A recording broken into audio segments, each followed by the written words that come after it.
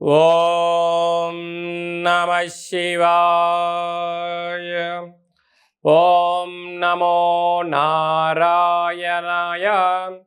కర్మ నివారణ నరదృష్టి నివారణ కాళభైరవాయ నమో నమః.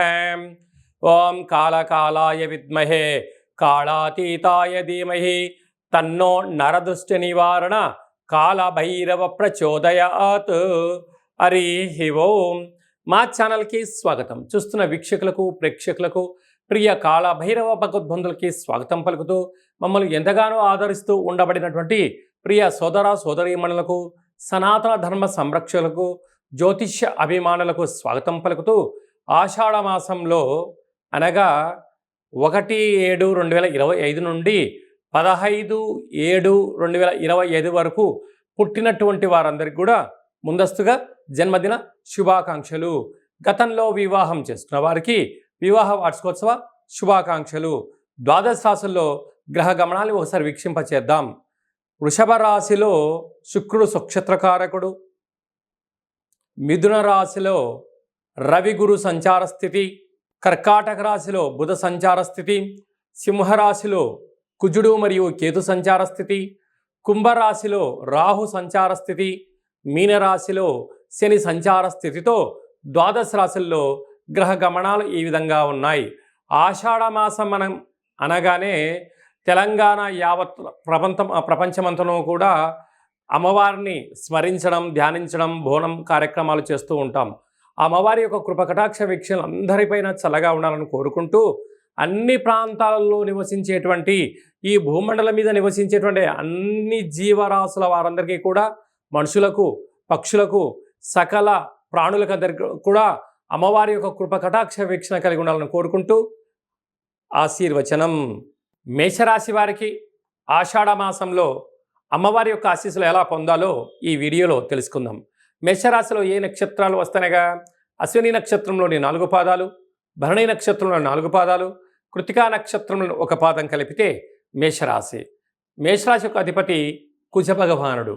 వీరికి 2వ స్థానంలో శుక్రుడు సంచారం చేయడము, శుక్రుడు నక్షత్రకారకుడు అవ్వడం వలన నూతనమైన వాహనాలు, బంగారు ఆభరణాలు, వస్త్రాలు, షేర్లు, క్రయ విక్రయాలు, గృహాలు, ఇంటి స్థలాలు కొనుగోలు చేయాలని మీ కోరిక నెరవేరబోతుందని చెప్పి గమనించాలి.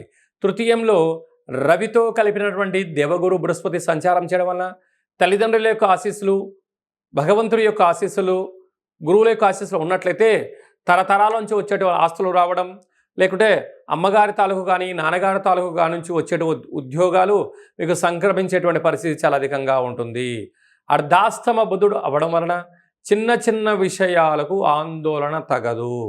ఏదైనా ఒక విషయం ఉన్నప్పుడు దీర్ఘంగా ఆలోచించండి, ప్రశాంతంగా ఉండండి, మౌనంగా వాటిని ఎదుర్కొనేటువంటి మనోధైర్యాన్ని ప్రసాదించాలని భగవంతుని కూడా కోరుకోండి.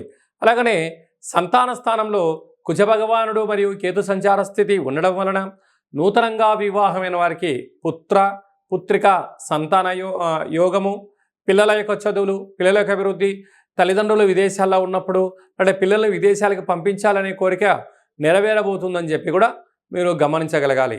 అనేకమైనటువంటి వృత్తులలో, ఉద్యోగాల్లో, వ్యాపారాల్లో ఉండబడిన వారు తొందరపాటు నిర్ణయానికి ఇది సరైన సమయం కాదు అని చెప్పి కూడా గమనించాలి. ఏకాదశ స్థానంలో రాహు ఉన్నాడు కనుక అనేక మంది మీ యొక్క సమయాన్ని, ధనాన్ని సద్వినియోగపరచుకోవడానికి ఎదురు చూస్తూ ఉన్నారు.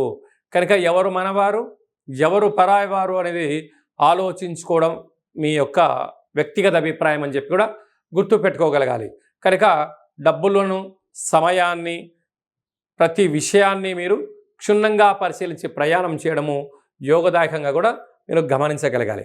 అలాగనే వ్యయంలో శని భగవానుడు ఉండడం, ఏలనాడు శని ప్రారంభ సంచార స్థితిలో ఉండడం, మనం అందరము కూడా మేషరాశిలో జన్మించిన వారందరికీ అయితే సాఫ్ట్వేర్ ఉద్యోగస్తులు, హార్డ్వేర్ ఉద్యోగస్తులు, వ్యవసాయ సోదరీమణులు, గృహ భవన నిర్మాణ కార్యక్రమం చేసేటువంటి వారు, అలాగనే స్వయం వృత్తులు, అలాగనే మార్కెటింగ్ రంగంలో ఉండబడిన వారు, రాజకీయాల్లో ఉండబడిన వారు, సేవా రంగాల్లో ఉండబడిన వారందరికీ కూడా మీ యొక్క జన్మ నక్షత్రం రోజున అష్టమి పూర్ణిమ తిథుల యందున నీటి ప్రయాణాలు, జల ప్రయాణాలు పెట్టుకోవద్దు, ప్రమాదాలు పొంచి ఉన్నాయి, తస్మాత్ జాగ్రత్త.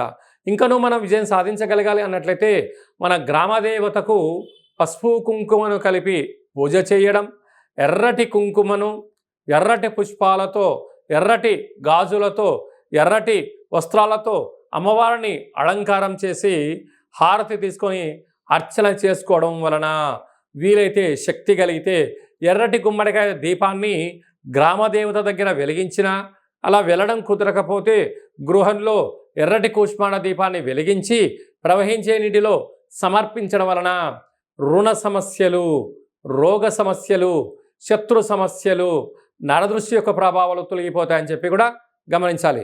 మేషరాశి జాతకులు ఇలాంటి కాల సమయంలో ఆవేశానికి చాలా దూరంగా ఉండాలి, ఆలోచనకు దగ్గరగా ఉండాలి, భక్తితత్వంతో ఉండండి, ధర్మ మార్గంగా ఉండండి, పెద్దవారు ఏదని చెప్తే వినే మానవ ప్రయత్నం చేయండి. కనుక ఇలాంటి కార్యక్రమాలలో వాహన ప్రయాణాలు చేసేవారు ఎన్నో జాగ్రత్తలు అవసరం. అలాగా చేపల వ్యాపారాలు చేసేవారు కానీ, నదుల్లో చేపలు పట్టేటువంటి వారు కానీ, లేకుంటే నీటితో కూడుకున్న హోటల్ వ్యాపారస్తులు చేసేటువంటి వారందరికీ కూడా ఎన్నో జాగ్రత్తలు అవసరం అని చెప్పి కూడా జ్యోతిర్విజ్ఞానం తెలియచేస్తుంది. కనుక ఆవేశానికి ఇది సరైన సమయం కాదు, ఆలోచనతో చేయండి. అన్నింటా విజయం మేషరాశి వారి సొంతం.